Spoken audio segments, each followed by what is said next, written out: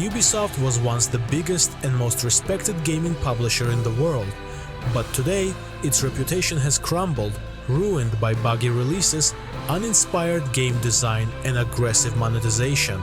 How did Ubisoft lose its way? And can they recover the magic that once defined their brand? I am the Games Guru, let's get started. Ubisoft was founded in 1986 by the five Guillemot brothers, Yves, Michel, Christian, Claude and Gerard in Corentoir, France. The Guillemots had a business background primarily focused on farming supplies, but quickly saw the potential in the growing technology and gaming industries. Their first foray into game production came in the form of Zombie, a survival horror game that sold over 5,000 copies in its first year, which prompted the Guillemots brothers to move from simple distribution to full-scale development. In 1994, Ubisoft began development of its first big project, Rayman, led by Michel Ancel, one of Ubisoft's key creative minds.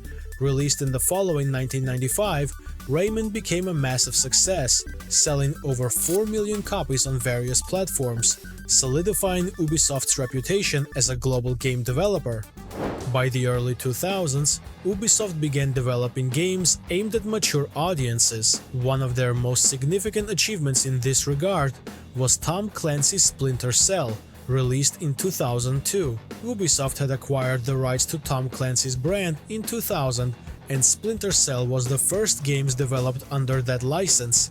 The game was developed by Ubisoft Montreal, which had been established in 1997 and was quickly growing into one of the most experienced studios in the world.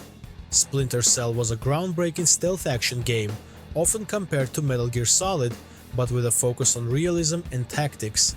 It sold over 3 million copies worldwide and was a critical success, earning multiple Game of the Year awards. For Ubisoft, this was not just a win, but a defining moment, signaling their ability to create AAA titles with mass appeal. In 2004, Ubisoft released another major title, Far Cry. Initially conceived by Crytek, Far Cry was envisioned as a highly ambitious open-world first-person shooter game, allowing players to tackle missions in a non-linear fashion across large, sprawling environments. The game sold over 730,000 copies in its first year and was highly praised for its graphics and AI, which were far ahead of their time. However, despite the success, Crytek and Ubisoft parted ways after the release of Far Cry due to creative differences and business directions.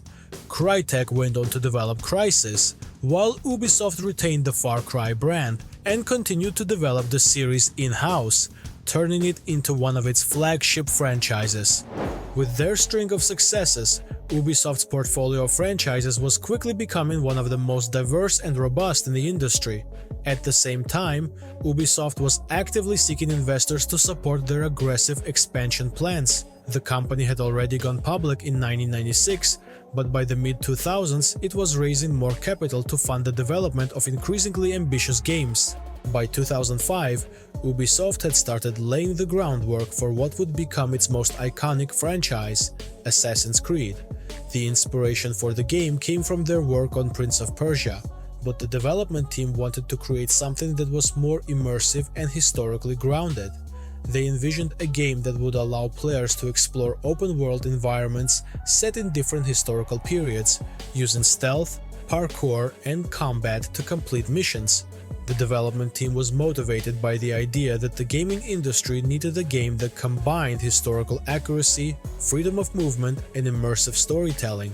Ubisoft believed that this was the future of gaming, and they set out to create something that would not only be fun to play, but would also push the boundaries of what video games could achieve as a medium. As they worked on the project, the excitement within the company grew, and anticipation began building both internally and within the gaming community. Following the release of Assassin's Creed in 2007, Ubisoft entered a period of unprecedented growth and success. The company's ambitions to expand aggressively seemed to be paying off, as they began producing hit after hit, fueled by their confidence and ambition to become one of the biggest publishers in the world. In 2012, Ubisoft released Far Cry 3, which became one of the most defining moments for the company. The game was praised for its open-world design, immersive storytelling, and innovative gameplay mechanics. Selling over 10 million copies, it demonstrated Ubisoft's ability to create large-scale open-world experiences that could compete with the best in the industry. During this same period, the Assassin's Creed franchise continued to thrive. Each new entry in the series explored different historical settings, from Renaissance Italy to colonial America. The creative teams at Ubisoft were driven by the desire to blend historical authenticity with engaging sandbox gameplay, and this formula resonated with both critics and players alike. The success of games like Watch Dogs also showcased Ubisoft's ability to experiment with new IPs while sticking to the open-world formula. Watch Dogs was a creative and technical achievement, blending modern-day hacking mechanics with a sprawling open-world city. Although its final execution didn't live up to its ambitious marketing campaign, it still sold millions of copies and demonstrated Ubisoft's commitment to expanding its franchise portfolio.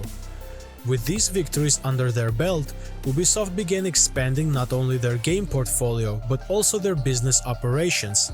They launched Uplay in 2009, a digital distribution and multiplayer gaming service aimed at competing with platforms like Steam. Uplay was an ambitious move, signaling Ubisoft's desire to own the distribution channels for their games, and while Uplay faced some initial criticism due to its DRM features, it eventually became an integral part of Ubisoft's ecosystem. Ubisoft's creative teams were constantly pushing boundaries during these years, aiming to create larger, more immersive worlds with each new release. Their business goals were clear: produce high-quality AAA titles that would appeal to the growing global gaming audience with strong focus on open-world design.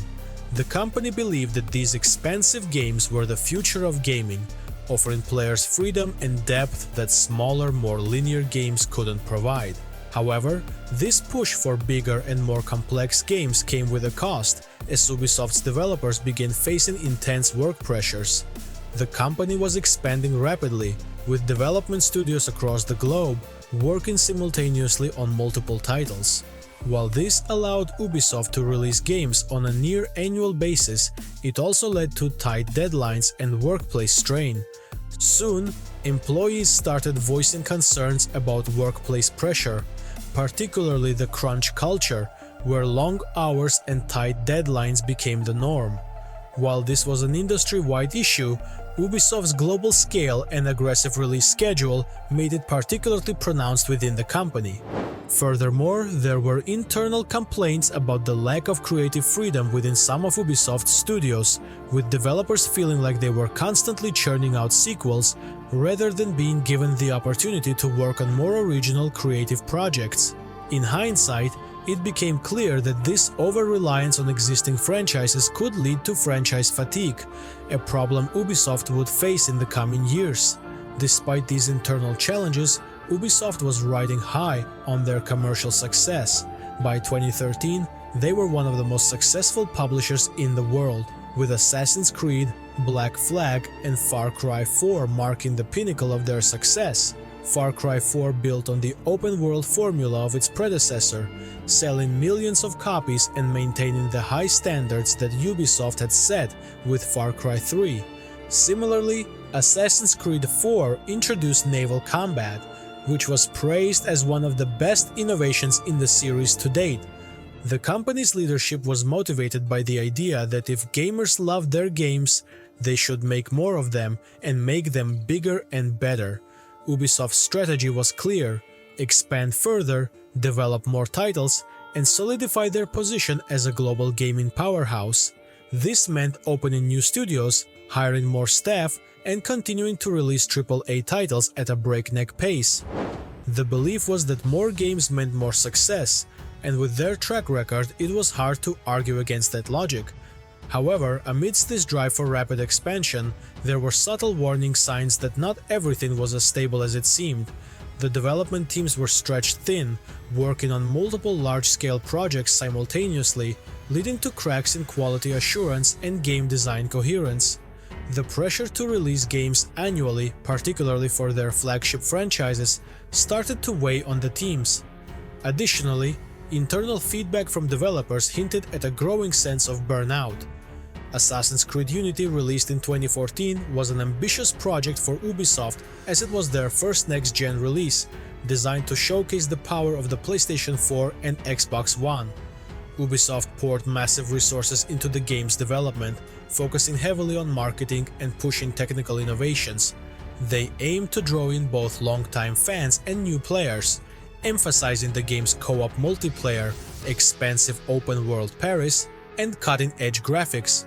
However, when Unity launched, it was riddled with technical issues, and despite the impressive visuals and large-scale ambition, the game's quality control had clearly suffered under Ubisoft's rushed development cycles. While the game sold well initially, it quickly became synonymous with unfinished releases, and the backlash from players and critics alike was swift. The industry's perception of Ubisoft began to shift, as players started wondering if the company was prioritizing quantity over quality. Following the release of Unity, Ubisoft experienced a mixed track record. While the company continued to pump out new games, the results were inconsistent at best. Games like Far Cry 5 and Assassin's Creed Syndicate were solid but didn't reach the same heights as their predecessors. However, there were still moments of success. Assassin's Creed Origins in 2017, a major reboot of the franchise, was widely praised for its innovation and sold millions of copies, reigniting hope for the series. But for every small success, there was a major flop. The 2019 Ghost Recon Breakpoint was a disaster, criticized for its repetitive gameplay, bugs, and microtransactions. Ubisoft's attempt to capitalize on the live service trend left many of their games feeling hollow, with a focus on monetization over player experience. The release of Watch Dogs Legion further showcased Ubisoft's struggle to keep up with industry trends, as it was met with mediocre reviews and underwhelming sales. During this period, Ubisoft had ballooned in size. By 2019, they had over 18,000 employees, spread across 45 studios worldwide. The rapid expansion, which had once been their strength, was now becoming a major issue. Developers, artists, designers, and managers across the company began to feel the strain, and Ubisoft's infamous crunch culture became widely reported as teams worked long hours to meet the company's aggressive release schedules. While this issue was not unique to Ubisoft, the scale at which they operated made the problems more severe.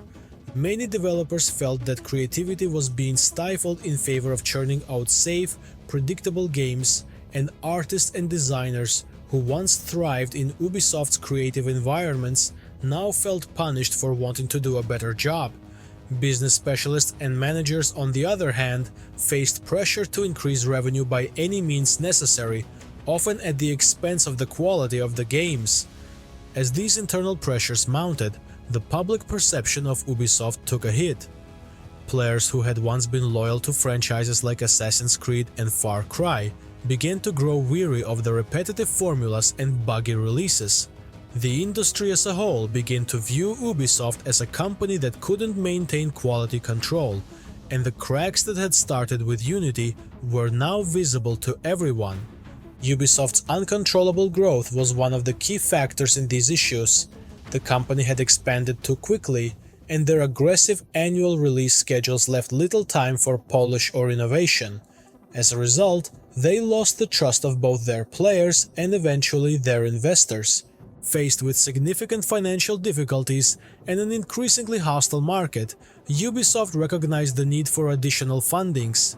However, in the post-COVID world, investors were looking for companies that aligned with modern values, particularly the rising liberal culture often referred to as woke culture. In response, Ubisoft began to aggressively implement diversity and inclusion standards to stay competitive and appeal to potential investors.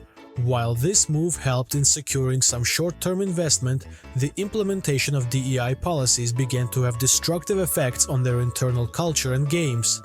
Ubisoft, like many other major gaming companies, found that these policies often led to lower customer satisfaction, as games became more focused on agenda-driven narratives rather than the immersive gameplay experiences that players had once loved. Though the details of this topic fall outside the scope of this story, it is important to note that this shift contributed to a further decline in public trust. The combination of workplace scandals, mismanagement, and overreach with DEI policies left Ubisoft's position in the industry weaker than it had ever been. In 2023, Ubisoft announced Assassin's Creed Shadows, a new entry in the franchise set in Japan. While the initial excitement was high, the game quickly became embroiled in controversies related to its depiction of culture and internal development challenges. The recent release of Star Wars Outlaws was equally underwhelming. While it was Ubisoft's first venture into the Star Wars universe, the game was met with mixed reviews and mediocre sales, further denting the company's reputation. What could have been a major win for Ubisoft instead became a reminder of how far the company had fallen from its golden years.